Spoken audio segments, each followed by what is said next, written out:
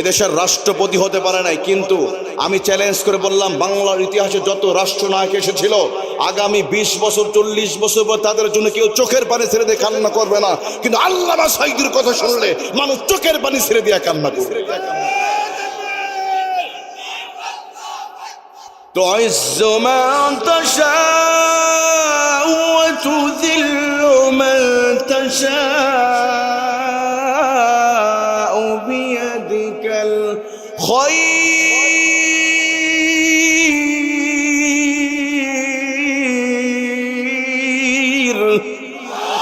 আল্লাহ রাব্বুল আলামিন বলেন সম্মান আর ইজ্জত দেওয়ার মালিক একমাত্র আল্লাহর কাছে। ওরা আলেমদেরকে ধর্ষণের মামলা দিয়া এদেশের মানুষদেরকে, জনগণকে আলেমদের কাছে বিচ্ছিন্ন করতে চেয়েছিল। 17 বছর ধরে টিভি মিডিয়াতে যত খারাপ অভিনয়গুলো করিয়েছে সব টুপিওয়ালাদেরকে করানো হয়েছে। যত টিভি চ্যানেলগুলো আছে দেখবেন 16ই ডিসেম্বরে যেমন খুশি তেমন সাজব। তখন দেখা যেত এদেশের সূর্য সন্তান অনেক আলেমদেরকে এরকম ভাবে এমন ভাবে বিকৃত করে সাজানো হতো। অনেক ছাত্রদেরকে মাথায় টুপি দেয়া বিকৃত করে, কুকুরে মাথায় টুপি দেয়া, কখনো সাঈদীর চেহারা বিকৃত করে, এভাবে দিনের পর দিন তারা অপপ্রচার করেছে। টিভি চ্যানেলগুলোকে একটা মানুষকে ধর্ষণের অভিনয় দেওয়া হলো, মানুষরা মাথায় দিছে টুপি, মুখে দিছে, মানে মেসেজ দিচ্ছে যে হুজুররা ধর্ষণ করে, অথচ কোন মাদ্রাসায় ধর্ষণ সেঞ্চুরি হয় নাই। কিন্তু জাহাঙ্গীরনগর বিশ্ববিদ্যালয়ে তথাকথিত সেই ছাত্র সংগঠনের সেই মানিক 100 ধর্ষণ সেঞ্চুরি করেছিল, কতক্ষণ ঠিক না? কিন্তু ওরা বছরের পর বছর 17 বছর ধরে আলেমদেরকে নিয়ে অপপ্রচার করলো, আলেমদেরকে ধর্ষণের মামলা দিয়ে ওরা সফল হতে পারে নাই। এর জ্বলন্ত প্রমাণ ডাক্তার মিজানুর রহমান সাহাবী 17 বছর আলেমদের বিরুদ্ধে অপপ্রচার করেছে। আমি চ্যালেঞ্জ করে বললাম বাংলাদেশে এখন কোন রাজনীতিবিদ এখনো বাংলার জমিনে নাই, গোটা পৃথিবীর রাজনীতিবিদরা এক জায়গায় একত্রিত করেন আর আল্লামা আজহারি মাহফিলের চেয়ে বেশি মানুষ চলে আসে। তাহলে ওদের লস প্রজেক্ট, ওরা সফল হতে পারেন। 17 বছর হুজুরদের বিরুদ্ধে অপপ্রচার করলো, মিডিয়াতে করেছে, print media, video media, audio media, মাহফিলে বিভিন্ন জায়গায় অপপ্রচার করে আলেমদের কাছে যুবকদেরকে বিচ্ছিন্ন করতে পেরেছে। আজকে এই যে আপনাদের সিলেটে যে মাহফিলটা হয়ে গেছে আজহারি সাহেবের, সিলেটের ইতিহাস হয়ে গেছে, কথা বলুন ঠিক কিনা? আপনারা অনেকে গিয়েছিলেন না? অনেকে গিয়েছে এখান থেকে। আচ্ছা, এত অপপ্রচার করা কি সফল হয়েছে? সফল হতে পারে নাই। আল্লাহ তো ওরা কৌশল করেছে একটা, আমার আল্লাহ কৌশল করেছে আর একটা। কারণ আল্লাহ কৌশল করেছে আগামীর দিন এমন আসবে যে টুপিওয়ালা আলেমদেরকে নিয়ে, যে হুজুরদেরকে নিয়ে তারা বাজে কথা বলেছিল, আগামীর এমন একটা সময় আসবে এই টুপিওয়ালা দাড়িওয়ালা হুজুরা বাংলা জমিন রাষ্ট্র শাসন করবে। কথা বলেন ঠিক কিনা? আল্লাহ তাআলা এই জন্য বলেন তোমাদের কৌশল সফল হতে পারে নাই। তারা আজহারি সাহেবকে বাংলার জমিন ছাড়া করতে চেয়েছিল। আজহারি বাংলার জমিনে আছে, কিন্তু ওরা আছে। অনেকে আজহারি মাদারি বইলা অনেক কথা বলেছিল, 3টা বছর এই বাংলার জমিনে থাকতে পারে না, উনি চুপ ছিলেন না। আমি তো মনে করি মাঝে মাঝে বলি আজহারি সাহেবকে জেলে দেওয়া উচিত। এই মানুষটা এত সুন্দর কথা, কেমনে কিভাবে এত সুন্দর চমৎকার তার প্রেজেন্টেশন, কথা বলা, উচ্চারণ, তার কথাটা এত সুন্দর করে তিনি বলে। আমি মাঝে মাঝে ওনারা জেলে দেয় না কেন? মানুষ এভাবে শুনলে তো মানুষ পরিবর্তন হয়। আলহামদুলিল্লাহ বলেন না? আমরা ছোটবেলা হ্যামিলনের বাঁশিওয়ালার কথা শুনেছিলাম, কখনো দেখেছেন আপনারা? হ্যামিলনের বাঁশিওয়ালা একটা মনে আছে না, একটা বাঁশি ফু দেয় আর পিছন দিয়ে কুত্তা, বিড়াল, হনুমান পিছন দিয়ে দৌড়ায়। তো বর্তমান সময়ের হ্যামিলনের বাঁশিওয়ালা আজহারি সাহেব। কথা বলেন, কথা বলেন। তাহলে ওদের লস প্রজেক্ট, ওরা আলেমদেরকে ধর্ষণের মামলা দিয়েছিল, আলেমদেরকে বিপদগামী আলেমদেরকে বিপদের মধ্যে ফেলে দিয়েছে, মাহফিলের প্যান্ডেল থেকে কুকুরের মতো মাহফিলতে নামিয়েছে, কিন্তু আলেমদের সম্মান কেড়ে নিতে পারে নাই। কথা বলেন ঠিক না? মাকারু মাকারাল্লাহু আল্লাহু খায়রুল মাকিরিন।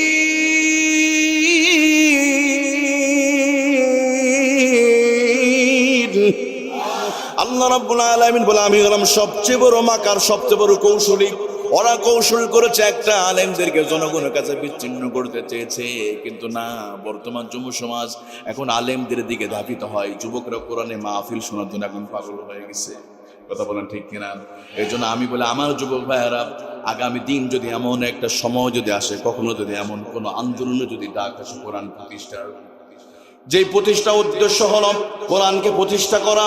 এমন প্রতিষ্ঠার যদি ডাক আসে, সেটা সেই যেই ব্যানারেই হোক, যাদের ব্যানারেই হোক, আমরা সেই ডাকে সাড়া দিয়া বাংলা জমিনে কোরআন প্রতিষ্ঠা করতে কারা কারা চান? দুই হাতে একটু উঁচু করেন না, হাত উঁচু করেন।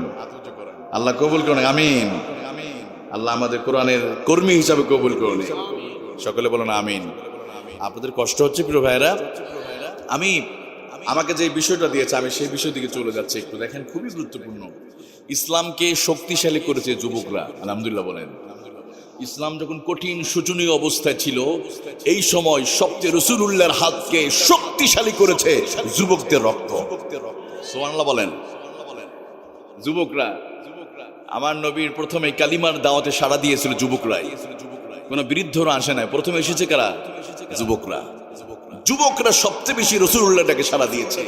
আবার ইসলামের জন্য যখনই রক্তের প্রয়োজন হয়েছে, এই যুবকরা বুকের চাঁদা রক্ত ঢেলে দিয়ে ইসলামের জন্য তারা প্রমাণ করে দিয়েছে। সুবহানাল্লাহ বলেন। এর জন্য আমি মাঝে মাঝে বলি, আমাদের দেশে অনেক মুরব্বীরা মাঝে মাঝে বলেন, বাংলাদেশের যুবকরা না ধ্বংস হয়ে গেছে, ফ্রি ফায়ার, পাবজি, গেম টেম খেলে শেষ হয়ে গেছে। আমি হতাশগ্রস্ত হতে চাই না। ইয়াসসিরু ওয়ালা তুআসসিরু, বাশশিরু ওয়ালা তুনাফফিরু। মানুষকে হতাশাগ্রস্ত করো না। আমি বলতে কি যাই কি জানেন, আমাদের যুবকরা এখনো সঠিক পথে আছে, আলহামদুলিল্লাহ বলেন। হ্যাঁ, কিছু আছে, কিছু সমস্যা আছে। আমাদের যুবকরা যদি সঠিক পথে যদি না থাকতো, আপনারা দেখেছেন গত 17 বছর জালিম স্বৈরাচাররা এদেশের মানুষের মুখের ভাষা তারা কেড়ে নিতে চেয়েছিল। আলেমদেরকে মাহফিলে স্টেজ অপমান করেছে। সন্তানের সামনে বাবাকে তুলে নিয়ে শুধু ইসলামী আন্দোলন করা অপরাধে বাবাকে সন্তানের সামনে ক্রস ফায়ার হত্যা করেছে। 17 বছর ধরে মানুষের মুখের ভাষা কেড়ে নিয়েছিল। এদেশের বড় বড় রাজনৈতিক দলগুলো কর্মসূচি দিয়ে যখন কিছুই করতে পারে না, তখন এই যে যুবকরা স্কুল, কলেজ, বিশ্ববিদ্যালয়, কওমি মাদ্রাসা, আলিয়া মাদ্রাসার ছাত্ররা, যুবক রাস্তায় নেমে তারা আল্লাহু আকবার স্লোগান দিয়েছে। যেই স্বৈরাচাররা ভেবেছিল তারা যারা চেয়েছিল 40 সাল পর্যন্ত থাকবে, কিন্তু যুবকরা যখন রাস্তায় নেমে স্লোগান দিয়েছে, ওই স্বৈরাচার বাংলা জমিনে তো টিকতে পারে নাই। 40 মিনিটের ভিতরে দুপুরে খাবারটা পর্যন্ত খেতে পারে নাই। কথা বলা ঠিক না? সুতরাং যুবকরা একটা সমাজকে পরিবর্তন করে দিতে পারে, যুবকরা বিপ্লব ঘটিয়ে দিতে পারে। যুবকরা কি পারে আমরা দেখেছি 5ই আগস্টে। কথা কোন ঠিক কিনা? আমরা আবাবিলের কথা শুনেছিলাম, আমরা কোরআন সূরাতুল ফিলে আবাবিলের ঘটনা শুনেছি, কিন্তু বাস্তবে সেদিন দেখেছি যখন আমাদের যুবকরা বুকের তাজা রক্ত ঢেলে দিয়ে যখন আবু সাইদ মুগ্ধরা ওই সমস্ত স্বৈরাচারদের সামনে যখন বুকের তাজা রক্ত ঢেলে দিয়েছে, এক আবু সাইদের জীবন পুরো বাংলার জমিনটা পরিবর্তন করে দিয়েছে। এই জন্য আমি বলতে চাই আমার যুবক ভাইরা, আগামী দিনগুলোতে আবারও যদি কখনো কোনো অপশক্তি, কোনো পরাজিত শক্তি যদি আমাদের বিজয়কে যদি কেউ ছিনিয়ে নিতে চায়, আমরা ভুলে যাব আমাদের মার্কার কথা, ভুলে যাব আমাদের ইতিহাসের কথা। আমাদের ইতিহাস একটাই, এই দেশকে রক্ষার জন্য, ইসলামকে রক্ষার জন্য। আবারও যদি ইসলামকে রক্ষার জন্য যদি ডাক আসে, সেই ডাকে আমরা সবাই সাড়া দেব ইনশাআল্লাহ। এই জন্য আমি বলি আমাদের যুবকরা সঠিক লাইনে আছে। যুবকরা বিপদগামী নয়। এই যুবকরা যদি বিপদগামী হতো, বলেন তো আপনাদের এই সিলেটে যখন ভয়ঙ্কর বন্যা হলো, মনে আছে আপনাদের? এটা কোন সালে? 2022 সালে ভয়ঙ্কর বন্যা। আপনাদের এই এলাকা তো বন্যা কবলিত হয়েছে। এই বন্যা কবলিত অবস্থায় আপনাদের এই বিপদগামী সিলেটবাসীর পাশে দাঁড়িয়েছিল এই যুবকরা। সুবহানাল্লাহ বলেন না? এই জন্য আমি যুবকদেরকে আমি কখনো গালি দিই না। অনেকে বলে না যুবকরা ধ্বংস হয়ে গেছে, ওরা ফ্রি ফায়ার গেমস খেলে শেষ হয়ে গেছে। না, যুবকরা যদি বিপদগামী হতো, এই স্বৈরাচারকে বড় বড় দল ক্ষমতা থেকে 17 বছর কুচু করতে পারে নাই, কিন্তু যুবকরা এক ঠেলা দিয়ে তাদের এই বাংলা জমিন ছাড়া করেছে। দুপুরে খাবারটা খেতে পারে নাই, কাপড়টাও নিতে পারে নাই। এই জন্য যুবকরা খুবই শক্তিশালী আছে, আমাদের সঠিক পথেই আছে এখনো। তবে হ্যাঁ, যুবকদেরকে আমি একটু সচেতন করে দিতে চাই, ইসলামের ইতিহাসে যুবকদের কি অবদানটা আছে আমি কি একটু বলবো একটু? তাহলে আমি একটু আপনাদের শোনাই দিচ্ছি আপনার যুবকদের কি অবদান। দেখেন, আল্লাহ কোরআনে একটা সূরা নাজিল করছে, সূরাতুল কাহাফ। যুবকদের ঘটনা আল্লাহর কাছে এত ভালো লেগেছে।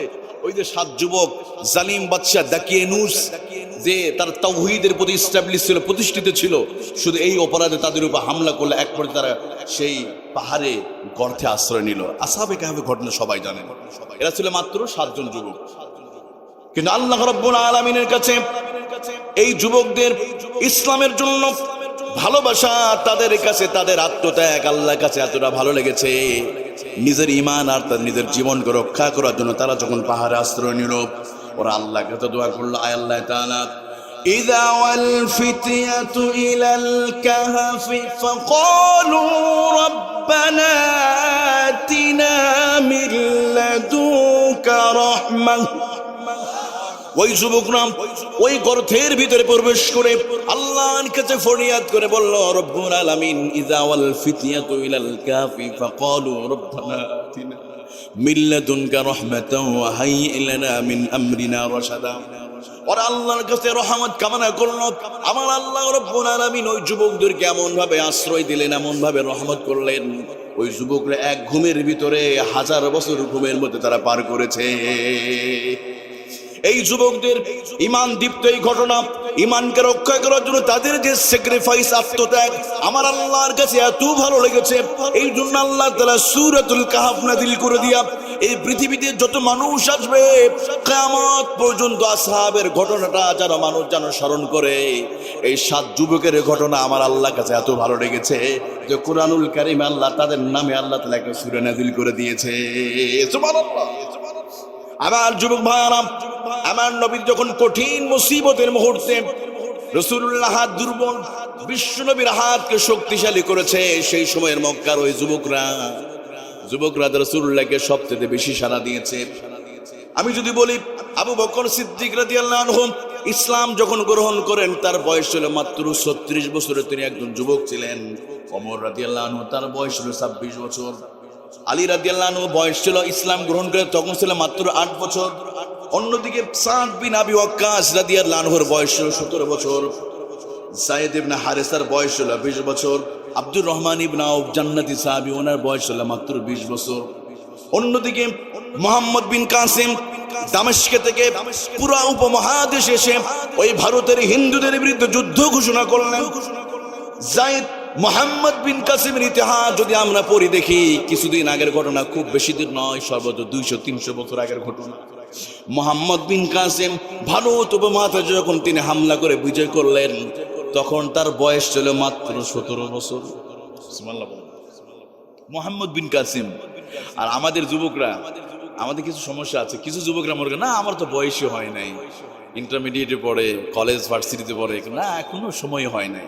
কিন্তু জানেন বাদশাহ হারুনুর রশিদ উমাইয়া খলিফার ভিতরে, খেলাফতের ভিতরে উনি ছিলেন ওই সময় সেনাপ্রধান। মাত্র 15 বছর বয়সে ওনাকে সেনাপ্রধানের দায়িত্ব দেওয়া হয়েছে। সুবহানাল্লাহ। 15 বছর বয়সে একটা দেশের অর্ধ পৃথিবীর তিনি সেনাপ্রধান ছিলেন। বাদশাহ হারুনুর রশিদ ইতিহাস যদি তাহলে, আর এই 15 বছরে, এরপর তিনি 22 বছরে তিনি বাদশাহ হয়ে গেলেন, ক্ষমতা পেয়ে গেলেন। এই 22 বছরের ভিতরে উনি কি করলেন, বাইতুল হিকমা এস্টাবলিশ করে বিজ্ঞানাগার, গবেষণা, রিসার্চ করলেন। আর আমরা চিন্তা করি 20 বছর 22 বছর কে কয়টা প্রেম করছে, তাই না? কার কয়টা গার্লফ্রেন্ড আছে। আমরা স্বপ্ন দেখি টিকটকার হব, আপনি অনেকে স্বপ্ন দেখি আমি ইউটিউবার হব, আমি স্বপ্ন দেখি সাকিব খান হব, সাকিব আল হাসান হব। অথচ মুহাম্মদ বিন কাসেম একটা সমাজকে পরিবর্তন করে দিয়েছে। একইভাবে আমরা যদি ইতিহাস দেখি, সে মুহাম্মদ বিন ফাতেহ, সেই সময় ইস্তাম্বুলের নাম ছিল কনস্টান্টিনোপল, যেটা 1000 বছরের রোমানদের ইতিহাস ছিল। কিন্তু এই মুহাম্মদ বিন ফাতেহ মাত্র যুবক মানুষ, তিনি তাদের ইতিহাসটাকে চিরচির ধ্বংস করে দিয়েছে। সুবহানাল্লাহ বলেন। উনি ছিলেন মাত্র 20 বছরের একজন যুবক। ও যুবক ভাইয়েরা, এখনই সময় সমাজকে পরিবর্তন করার। সুবহানাল্লাহ বলেন। আচ্ছা বলেন তো, হযরত ওমর রাদিয়াল্লাহু আনহু নবী খুব বিপদে আছেন, দাওয়াতি কাজ করছেন গোপনে চুপে চুপে, যেমন আমাদের ইসলামী আন্দোলনের ভাইয়েরা গত 17 বছর একটু তালিম করতে যাবে, সকালবেলা একটা রিপোর্ট রাখবে, কিছু গোয়েন্দা বাহিনী তাদেরকে ধরে ধরে নিয়ে যেত। এটা হচ্ছে না আমাদের ইসলামী আন্দোলনের ভাইয়েরা, শুধুমাত্র ইসলামী আন্দোলন করার কারণে বছরের পর বছর নিজের ঘরে নিজের বিবাহিত স্ত্রীদের সাথে তারা ঘুমাতে পারে না। অনেক সময় আমার মায়েরা তালিম করতো, তালিমের সময় হঠাৎ ওদের ওই যে প্রথম আলো, ডেইলি স্টার নামক সে জঘন্য পত্রিকাগুলো নিউজ করতো যে জঙ্গি ট্রেনিং দেওয়ার সময় তাদের কাছে কিছু জঙ্গি কিতাব পাওয়া গেছে। অথচ দেখা গেল আমাদের মা বোনদেরকে ছিল কোরআন শরীফ, তালিমের রিপোর্ট, কে কি পড়ছে, রাসূলের সিরাত ইবনে হিশাম, এছাড়া আর কিছুই শুনে না। এভাবে বছরের পর বছর এদেশের মানুষের সাথে তারা বেঈমানি করছে। কথা বলেন ঠিক? কষ্ট দিয়েছে। এই জন্য আমরা শুরুতে শুধু চেয়েছিলাম পদত্যাগ চেয়েছিলাম না, দেশের সন্তান দেশেই থাক না।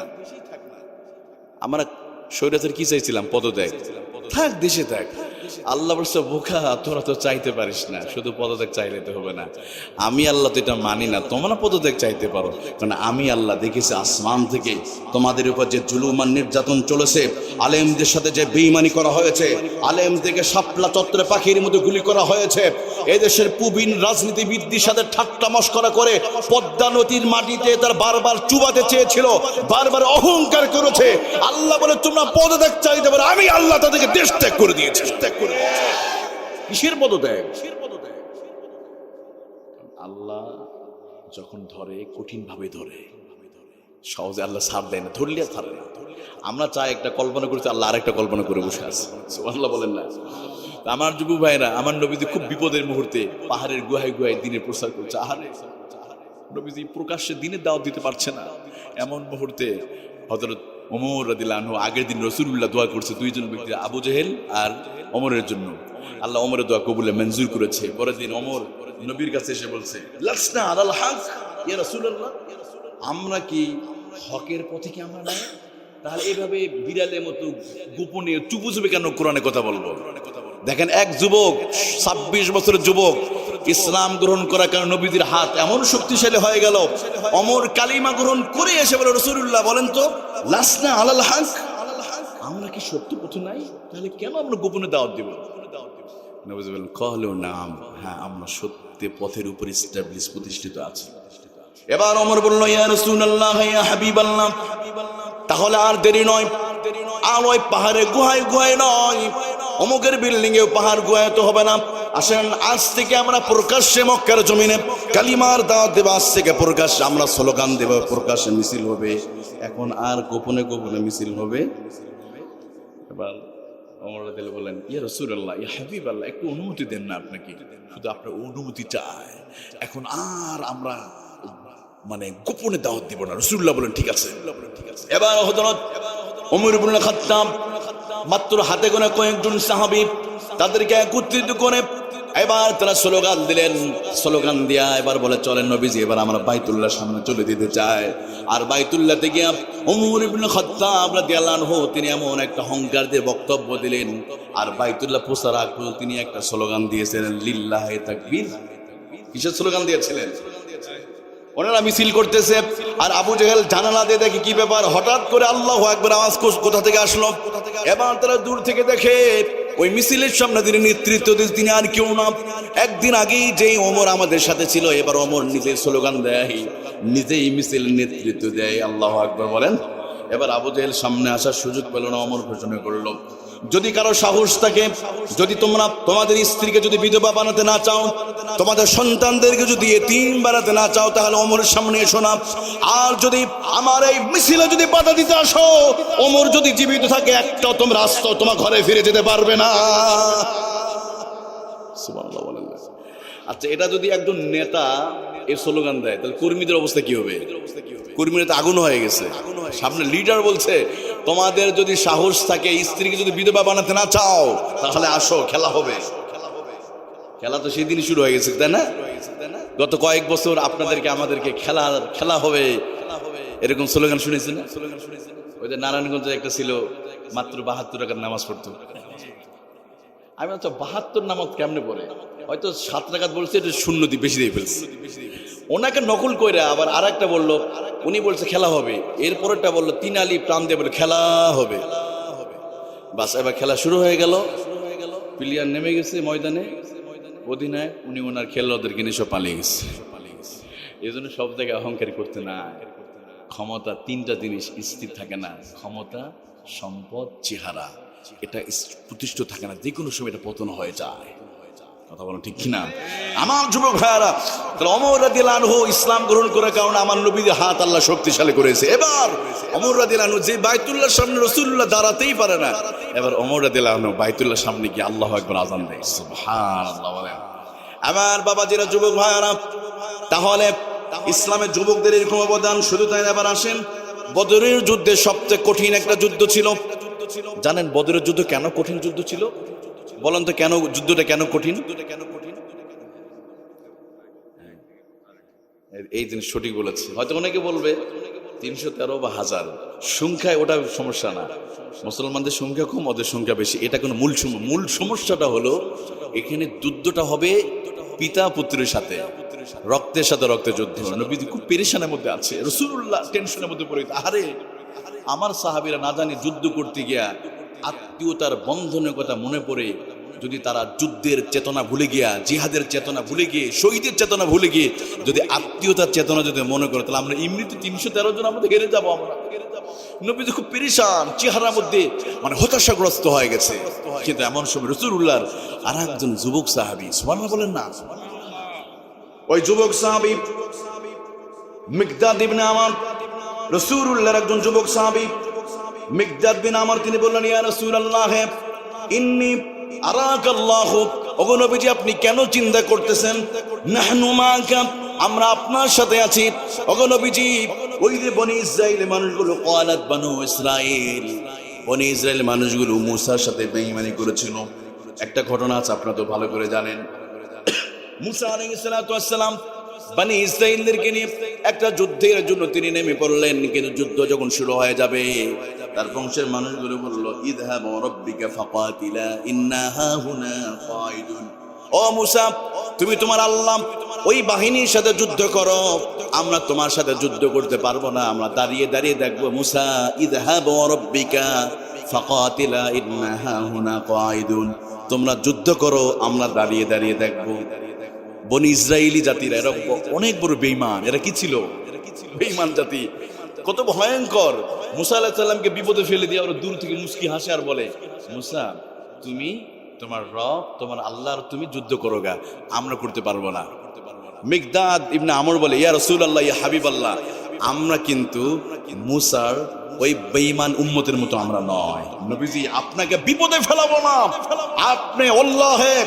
আমি বললাম, নবীজি আপনি সিদ্ধান্ত নেন, ইযহাব আনতা ওয়া রাব্বুক ফাকাতিলা ইন্না মাকুমা মুকাতিলুন। নবীজি আপনি যুদ্ধের ময়দানে চলেন, আমরা আপনার সাথে আপনার হাতকে আমরা শক্তিশালী করে দিব। আমার যুবক ভাইরা, মিকদাদ বিন আমরের কথা শুনে আমার নবীজি স্বস্তির নিঃশ্বাস ফেললেন। বিশ্ব নবীর কনফিডেন্সটা বেড়ে গেল, সাহস বেড়ে গেল। এমনকি আমার নবীজি সেদিন নাহারে নবীজি বললেন, কুমু ইলা জান্নাতিক, তাহলে চলো জান্নাতের দিকে চলে যায়। তার মানে ওই যুদ্ধে যাওয়া মানে জান্নাতে চলে যাওয়া। এমন সময় নবীজি বললেন, আরদুহা কারদিস সামাই ওয়াল আরদ, বদরের যুদ্ধে গিয়ে যারা শহীদ হয়ে যাবে তাদেরকে আল্লাহ তাআলা এমন সুবিশাল জান্নাত আল্লাহ তাদেরকে দান করবে, যে জান্নাতটা আসমান জমিনের চাইতে বড় হয়ে যাবে। এমন সময় রাসূলুল্লাহর একজন যুবক সাহাবী উমাইর ইবনে হুমাম, তিনি কি করতেন? কানা ইয়াকুলু তামারুন, তিনি খেজুর খাইতেছে। এমন সময় রাসূলুল্লাহ বললেন, কারদুহা কারদিস সামাই ওয়াল আরদ, যারা যুদ্ধে গিয়ে শহীদ হবে তাদেরকে আকাশ আর জমিনের চাইতে বড় জান্নাত দিয়ে দিবে। এবার উমাইর ইবনে হুমাম ওই খেজুর, তামারুন খেজুরের প্যাকেটটা ফেলে দিয়া, কিসের খেজুর, আমাকে জান্নাতে যাওয়া লাগবে, তিনি সঙ্গে সঙ্গে বলে, ইয়া রাসূলুল্লাহ, ইয়া হাবিবাল্লাহ, আপনার সামনে আমি বদরের যুদ্ধে চলে যেতে চাই। সুবহানাল্লাহ বলেন। যুবকের রক্তে কেমন তেজস্ক্রিয়া ছিল। উমাইর ইবনে হুমাম রাসূলুল্লাহর সাথে বদরের যুদ্ধে চলে গেলেন, অসংখ্য কাফেরদেরকে কচুকাটা করে নিজেও শহীদ হয়ে গেলেন। এবার উমাইর ইবনে হুমাম যখন শহীদ হয়ে গিয়েছে, নবীজি মুস্কি হাসি দিলেন, নবীজি খুশি হয়ে গেছে। এই উমার ইবনে হুমামকে আল্লাহ তাআলা এত বড় জান্নাত দিয়ে দিয়েছে, সুবহানাল্লাহ বলেন না। আমি বলছিলাম, যুবক আপনার হাতে স্মার্টফোন নিয়ে পড়ে থাকলে হবে না। ওই সাহাবীরা কখনো কখনো খাবারগুলো ফেলে দিয়া, মেসওয়াক ফেলে দিয়ে, খাবার ফেলে দিয়ে তারা যুদ্ধের ময়দানে চলে গিয়েছে। এমনকি আমার নবী মুহাম্মদুর রাসূলুল্লাহ সাল্লাল্লাহু আলাইহি ওয়াসাল্লাম দিন কায়েমের জন্য যে হাতে মেসওয়াক করেছে, ওই হাতে আবার মেসওয়াক আর তসবিহ ফেলে দেয়া 27টা যুদ্ধে নিজেই সেনাপতি হয়ে তিনি জিহাদের ময়দানে নেতৃত্ব দিয়েছে। তার মানে বোঝা গেল, থাকবে মোবাইল, কিন্তু যখনই দিন প্রতিষ্ঠার ডাক আসবে, কিসের মোবাইল, কিসের খাবার, সব ফেলে দিয়ে যেতে হবে কোথায়? ময়দানে আমাদের হাজির হতে হবে।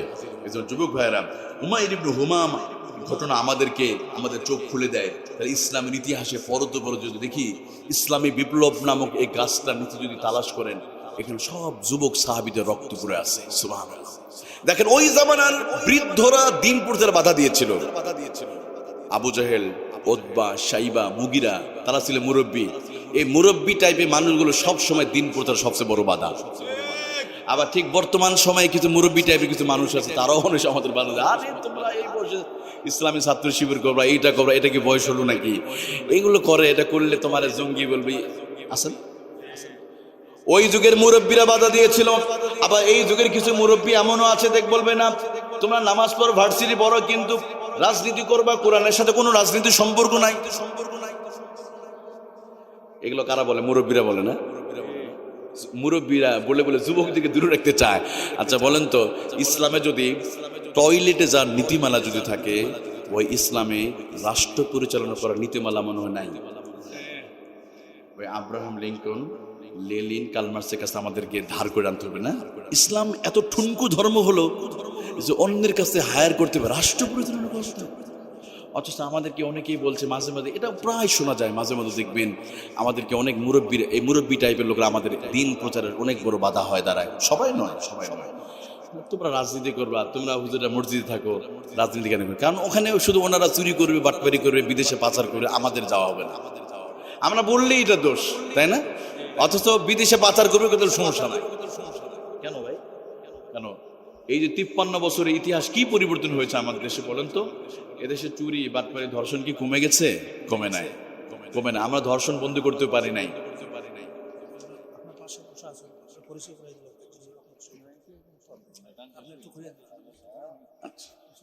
তাহলে আমার যুবক ভাইয়েরা, তাহলে এইভাবে মাঝে মাঝে অনেকে আমাদের মুরব্বী টাইপ মানুষগুলো আমাদের বিরত করে রাখতে চায়, দিন প্রচার বাধা হয় তার। কিন্তু মনে রাখবেন, আচ্ছা বলেন তো, টয়লেটে ঢোকার সময় আমরা বাম পা দিয়ে প্রবেশ করি, বের হওয়ার সময় ডান পা দিয়ে। ইসলামে নীতিমালা দিলে কোরআন কেন গোটা পৃথিবীর মানুষের জীবনে প্রত্যেকটা পরত বিরোধী যা বিষয় দরকার সব আল্লাহ তাআলা কোরআনে দিয়ে দিয়েছে। শুধু তাই নয়, আল্লাহ রাব্বুল আলামিন বলেন, ওয়ামান লাম ইয়াহকুম বিমা আনজালাল্লাহু ফাউলাইকা হুমুল কাফিরুন। আল্লাহ তাআলা বলেন, যারা কোরআন দিয়ে যারা বিচার ফয়সালা করে না, আল্লাহ বলেন তারা হলো কাফির। একইভাবে তিনটা শব্দ আল্লাহ ব্যবহার করেছেন, ওয়ামান লাম ইয়াহকুম বিমা আনজালাল্লাহু ফাউলাইকা হুমুজ জালিমুন।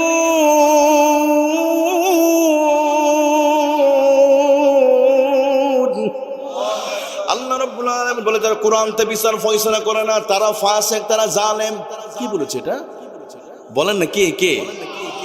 তার মানে হলো কুরআনুল কারীমের আইন অবশ্যই আছে, আমার নবী যে কোরআন দিয়ে বিচার করেছে বলে আল্লাহ তাআলা বলেন, ইন্না আনজালনা ইলাইকাল কিতাবা লিতাহকুমা বাইনান নাসি বিমা আরাকাল্লাহ। আপনি কোরআন দিয়ে ফয়সালা করে দিবেন, সলিউশন করে দিবেন, সমাধান করে দিবেন। এটা কে বলেছে? এটা তাহলে আমার প্রিয় ভাইরা, যে যাই বলুক, আমরা কোরআনের সাথে আছি। কথা বলো ঠিক কিনা? আমার প্রিয় ভাইরা, এবার আসেন, আমি আপনাদের বলছিলাম ইসলামের ইতিহাসে যুবকদের অবদানের কথা যদি আমি বলি, এবার আসেন কুরআনুল কারীমে আর একজন ব্যক্তির যুবকের ঘটনা আল্লাহ তাআলা সূরাতুল বুরুজের ভিতরে আল্লাহ তাআলা আলোচনা করেছে। আব্দুল্লাহ বিন তামির। আর যুবক একটা মানুষ, যুবক ব্যক্তি, যুবক বালক এখনো বিবাহ করে নাই। এই যুবক কালিমা গ্রহণ করেছিল, তাওহীদের প্রতি প্রতিষ্ঠিত ছিল বলে ওই জামানার বাচ্চা তাকে বারবার হত্যা করার চেষ্টা করেছিল। লম্বা ঘটনা। আব্দুল্লাহ বিন তামিরের ঘটনা আমি পুরোটা বলা সম্ভব হবে না। কুতিলা আসহাবুল উখদুদ, কিন্তু আব্দুল্লাহ বিন তামিরকে 3 বার হত্যা চেষ্টা করার পরে তারা সফল হতে পারে নাই। এবার আব্দুল্লাহ বিন তামির বললেন, ও বাদশাহ, তুমি যদি আমাকে যদি শেষ করতে পারো, শেষ করতে চাও, আমাকে যদি মেরে ফেলতে চাও, তাহলে আমি তোমাকে একটা বুদ্ধি শিখে দেই, এই পদ্ধতি অবলম্বন করলে তুমি আমারে শহীদ করতে পারবে। আব্দুল্লাহ বিন তামির বললেন, ও বাদশাহ, তুমি যদি আমাকে হত্যা করতে চাও, এই সমাজের যতগুলো মানুষ আছে সবাইকে একত্রিত করো, আর আমাকে উপর করে বেঁধে আমার মাথার উপরে গলায় তুমি লিখে দেবে বিসমিল্লাহি রব্বি হাযাল গোলাম। এই শব্দটা তুমি লিখে দেবে। এরা লিখে দিয়ে আমার মাথায় যদি তুমি তীর মারতে পারো, আমি আব্দুল্লাহ বিন তামের জনমের মতো দুনিয়া থেকে আমি বিদায় হয়ে যাব। আমার বাবাজিরা, যুবক ভাইয়েরা খেয়াল করেন, একটা যুবকের জীবন একটা সমাজ পরিবর্তন করে দিতে পারে। একটা যুবকের ইতিহাস, একটা যুবকের আত্মত্যাগ একটা সমাজ পরিবর্তন করে দিতে পারে। এবার আব্দুল্লাহ বিন তামেরের ঘটনা কি বলছে দেখেন। ওই যুবকের কথা বলার সাথে সাথে ওই বাদশা ওই যুবককে উপর করে বাঁধা হলো, পা উপরের দিকে, এবার মাথার নিচের দিকে, আর কপালে লেখা হলো বিসমিল্লাহি রাব্বি হাযাল গুলাম। তার মানে হলো তোমার আল্লাহর নামে, তোমার রবের নামে আমি তীর মারছি। তার মানে কি এখানে তিনি কৌশলে আল্লাহর প্রতি ঈমান আনার কথা তিনি বলেছে আমার প্রিয় ভাইরা। এবার ওই বাদশা আব্দুল্লাহ বিন তামেরের মাথায় তীর নিক্ষেপ করলাম, বিসমিল্লাহি রাব্বি হাযাল গুলাম। এই শব্দ বলার সাথে সাথে যখন আব্দুল্লাহ বিন তামেরের কপালে আঘাত করা হলো, আব্দুল্লাহ বিন তামেরের মাথা দিয়া ফিনকি মেরে রক্তগুলো বের হয়ে গেল। মুহূর্তের ভিতরে আব্দুল্লাহ বিন তামের শহীদ হয়ে চলে গেছে।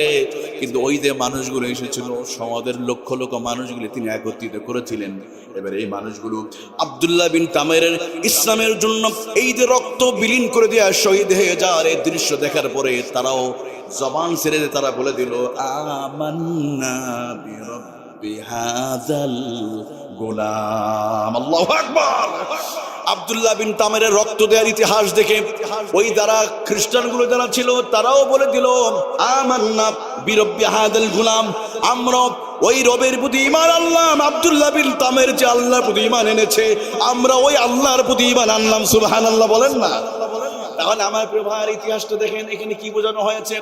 এক যুবক সাহাবী, এক যুবক আব্দুল্লাহ বিন তামের যখন তিনি শহীদ হয়ে যাচ্ছে, তিনি এখানে কৌশল করেছে আমার জীবনের বিনিময় হলো এই এলাকার মানুষগুলোকে যদি আমার জীবনের শেষ মুহূর্তে কোরআনের দাওয়াত দিয়ে যদি আমি মরে যেতে পারি, আমার রক্তের বিনিময় এলাকার মানুষগুলো যদি সত্য ধর্ম যদি চিনতে পারে, আমার এই রক্ত দেওয়াটা আল্লাহর কাছে সবচাইতে প্রিয় হয়ে যাবে। এই জন্য আল্লাহ তাআলা কোরআনে আয়াত নাযিল করলেন, قتل أصحاب الأخدود النار ذات الوقود।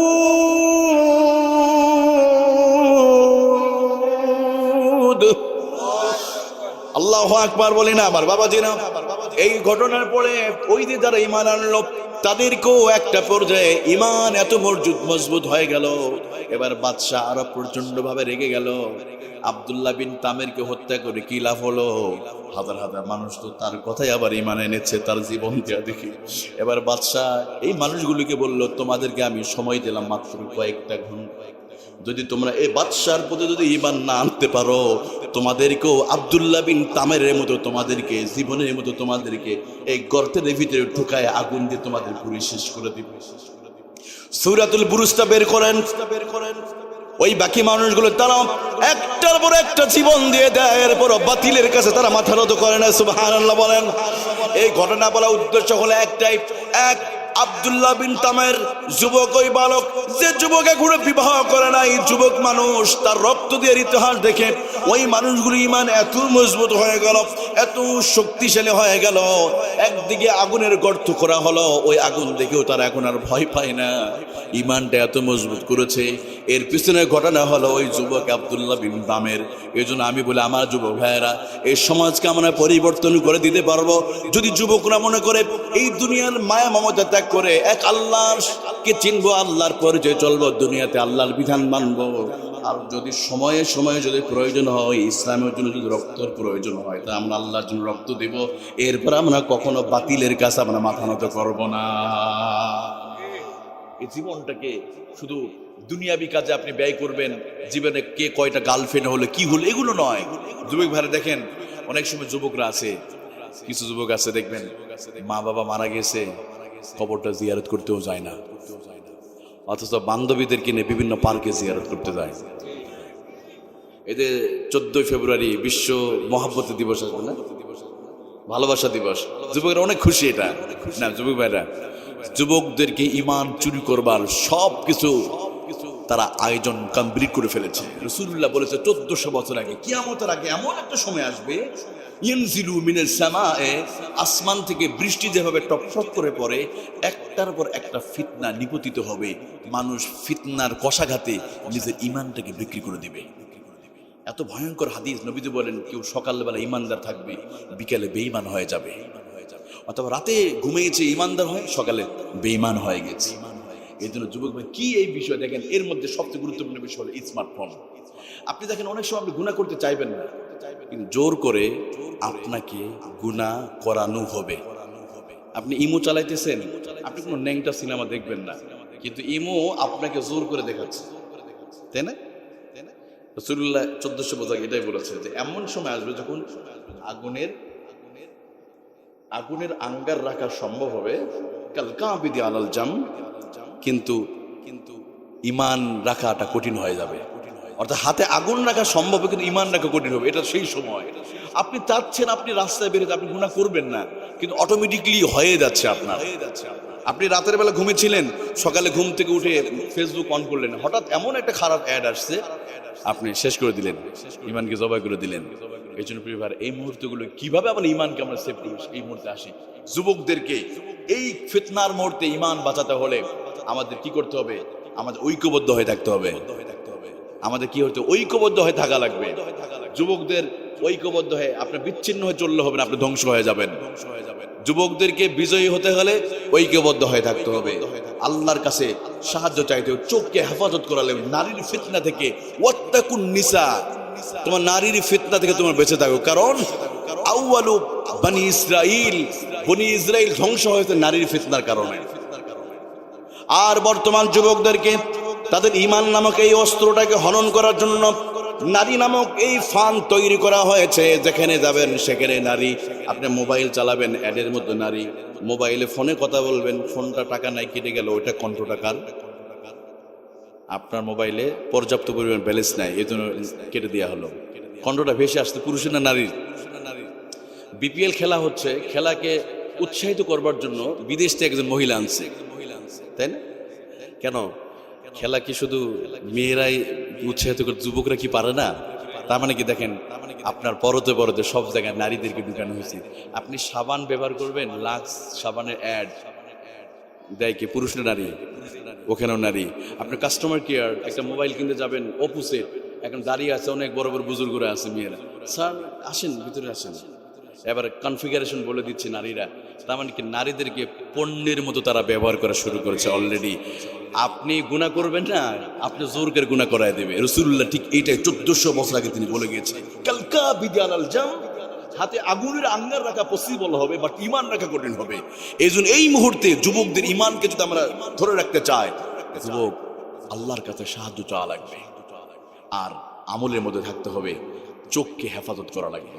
কি হেফাজত করতে হবে? চোখ হেফাজত করতে হবে। বিশেষ করে আমরা এই মোবাইল আমরা সময় দেই, যেহেতু যুবকদের কথা বলছি আমি, বর্তমান যুবক সমাজের সবচেয়ে লম্বা সময় আমরা দিই মোবাইলকে। 24 ঘন্টার ভিতরে শুধু মোবাইলকে দিই আমরা 10 ঘন্টা। সুবহানাল্লাহ বলেন না? কত ঘন্টা? ফেসবুকে 3 ঘন্টা, ইউটিউবে 2 ঘন্টা, মেসেঞ্জারে কিছু বুজুর্গ আছে প্রথম আসমান দ্বিতীয় আসমানে থাকে, হাই হ্যালো করতে হয় একটু। এদিকে তো নাই, মেসেঞ্জার নাই, ফেসবুক আছে, ওখানে 2 ঘন্টা। 4 দোকানে একটু বেশি গল্প করবে, গীবত শেখাত শুনতে হয় একটু মানুষ, ওখানে 2 ঘন্টা। একটা মানুষ 24 ঘন্টার ভিতরে শুধু স্মার্টফোনকে দিল 10 ঘন্টা। অথচ যেই চোখ দিয়ে আপনি স্মার্টফোন 10 ঘন্টা দিলেন, ওই চোখের মালিক আল্লাহকে আপনি 1টা ঘন্টাও দিলেন না। ফজরে 10 মিনিট, জোহরে 10, আসরে 10, মাগরিবে 10, এশায় 20, 5 ওয়াক্ত নামাজ পড়তে কত সময় লাগে যুবক ভাইরা? 1টা ঘন্টা। আপনি আল্লাহর চোখ দিয়ে 10 ঘন্টা স্মার্টফোনকে দিলেন। এই চোখটা দিয়েছে কে? আল্লাহর চোখ দিয়ে কম্বলের নিচে বসে বসে আপনি ন্যাংটা সিনেমা দেখলেন, ঘন্টার পর ঘন্টার নাটক সিনেমা আপনি দেখলেন, কিন্তু ওই আল্লাহর চোখটা দিয়া ওই ফজরের নামাজে আমি যেতে পারলাম না, জোহরে যেতে পারলাম না, আসরে যেতে পারলাম না, 1টা ঘন্টা সময় লাগে। আল্লাহ বলে, বান্দা কি হলো? আমি চোখ দিলাম, আমি বেঁচে থাকার মতো নিয়ামত আমি তোমাদেরকে দিলাম। আল্লাহ বলে, বান্দা তোমাদের কি খাবার কি ফেসবুকে দেয়? মেসেঞ্জার কি খাবার দেয় আমাদের? ও যুবক ভাই, তোমার বান্ধবীরা কি কখনো খাবার পাঠিয়েছে? বরং একদিন কথা না বললে পরের দিন তোমার সাথে কথা হবে না, ব্রেকআপ আছে না? তবে এই এলাকার যুবকরা এগুলো করে না, আলহামদুলিল্লাহ বলেন না। যদি তাই হতো তাহলে এতগুলো যুবক এই মাগরিবে বসে নেই। কোনো বড় মাহফিলে মাগরিবরা তো আপনি এশার পরে লোক পাবেন, বিরিয়ানি দিয়েও পাওয়া যাবে না। আর আপনাদের দেখেন না কি অবস্থায়, আলহামদুলিল্লাহ বলেন না। আল্লাহ আফসোস করে বলে, কি হলো তোমাদের? তোমরা তোমাদের রবকে ভালো লাগে না? তোমরা মোবাইলকে সময় দিতে পারো, আল্লাহকে 1 ঘন্টা তোমরা দিতে পারো? কি হলো তোমার? মা গররাকা বিরাব্বিকাল কারীম।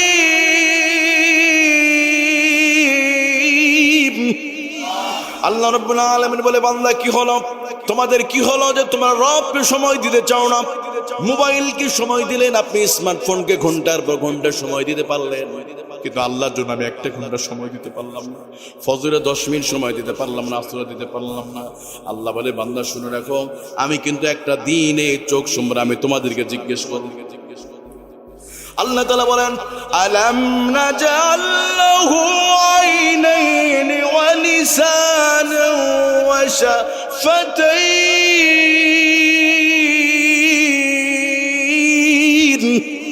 আল্লাহ রাব্বুল আলামিন বলে, বান্দা আমার চোখ দিয়ে তুমি ঘন্টার পর ঘন্টা মোবাইল দেখেছো, আমার চোখ দিয়ে তুমি যাত্রা প্যান্ডেলে গিয়েছো, চোখটা দিয়ে কোরআন পড়ো নাই, চোখটা দিয়ে তুমি নামাজ আর শোনো নাই।